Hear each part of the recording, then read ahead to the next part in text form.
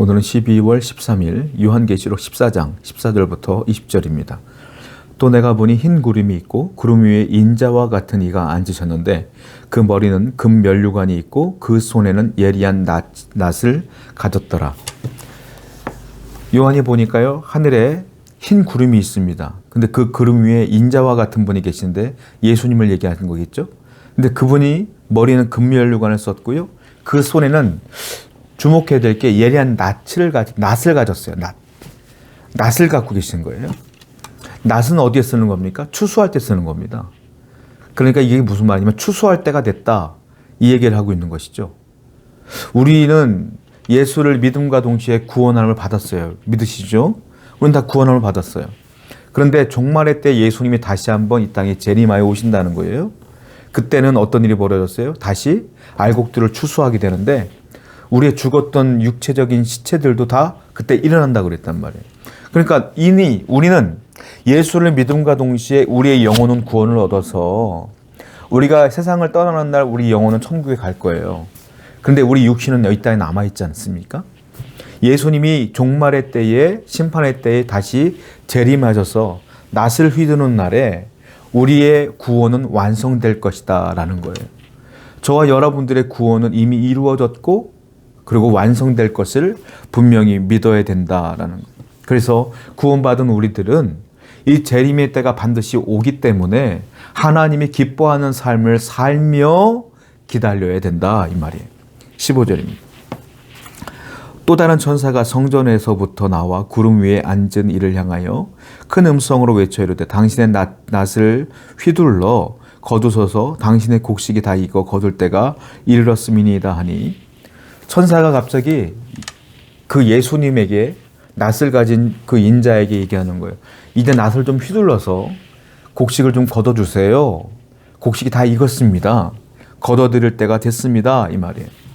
즉 걷어들일 타이밍이 됐습니다. 하나님의 때가 됐습니다. 사람들이 볼 때는 이 정도면 되지 않았어? 이 정도면 된 것 같은데 라고 말하지만 하나님은 아니라는 거예요. 지금이라는 거. 조금 더 기다려봐. 지금이야, 지금. 하나님의 때와 사람의 때는 달라요. 그런데 놀라운 건 하나님의 구원의 계획은 하나님의 섭리와 하나님의 완벽한 때에 맞춰 이루어진다라는 것입니다.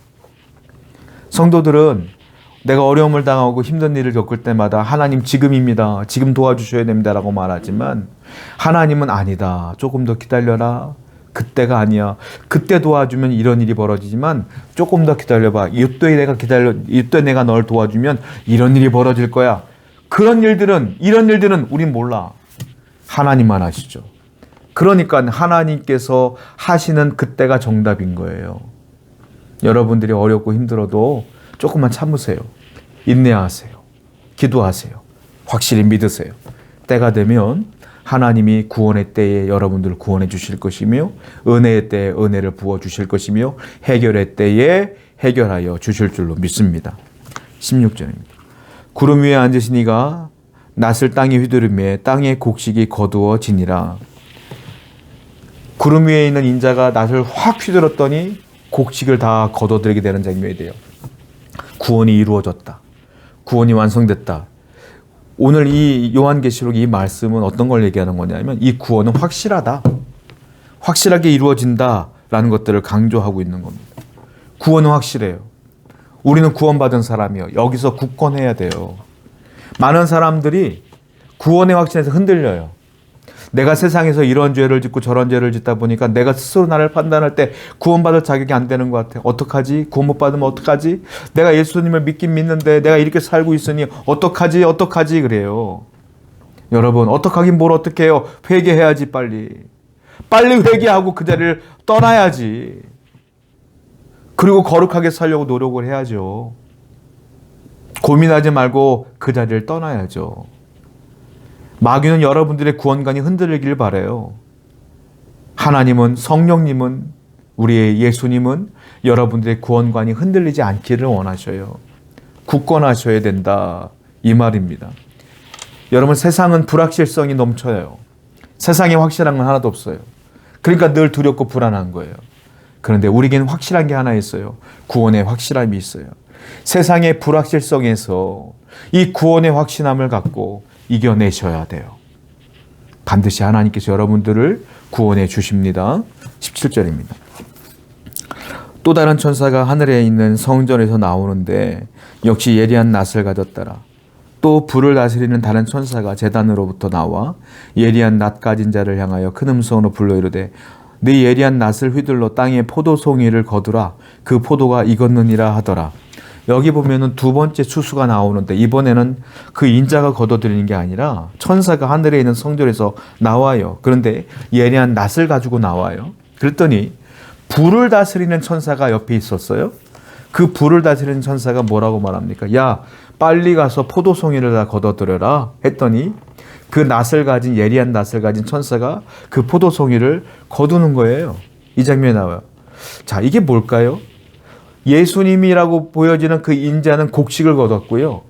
천사는 뭘 거뒀어요? 포도를 거뒀어요. 이것은 심판을 의미하는 거예요.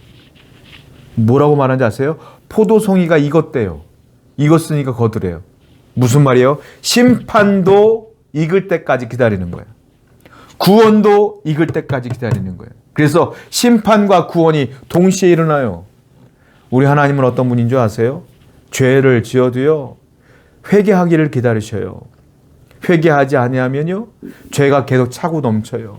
그러면 추수하는 것처럼 포도송이처럼 아주 탐스럽게 그 죄가 열매를 맺어. 그때 거둬들인다. 그게 뭐예요? 그게 심판이라. 성도 여러분, 그러므로 죄를 빨리 회개하셔야 된다.